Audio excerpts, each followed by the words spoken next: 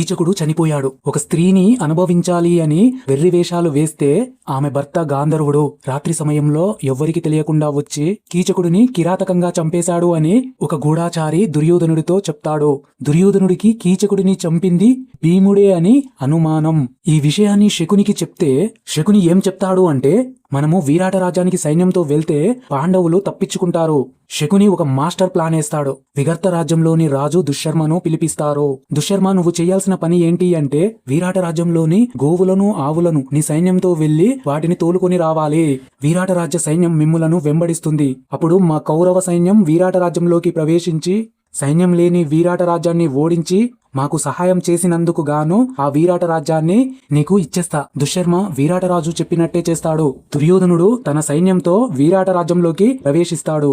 విరాటరాజు భార్య ఈ రాజ్యాన్ని కాపాడేవాడు లేడా అని ప్రశ్నిస్తుంది. విరాటరాజు భార్య కొడుకు ఉత్తర కుమారుడు, నేను కాపాడుతానమ్మా ఈ రాజ్యాన్ని అని ఉత్తర కుమారుడు రథాన్ని ఎక్కుతాడు. రథసారథిగా నపుంసకుడిగా ఉన్న అర్జునుడు. రథం కౌరవుల వైపు వెళ్తుంది. ఉత్తర కుమారుడు రథం పైన గాంభీరంగా నిల్చున్నాడు. రథం కౌరవుల దగ్గరికి వస్తుంది. కౌరవుల సైన్యం 50,000 మంది ఉన్నారు. ఉత్తర కుమారుడికి వాళ్ళను చూడగానే భయం మొదలయ్యింది. ఉత్తర కుమారుడు నెమ్మదిగా రథాన్ని తిప్పు అని అంటాడు.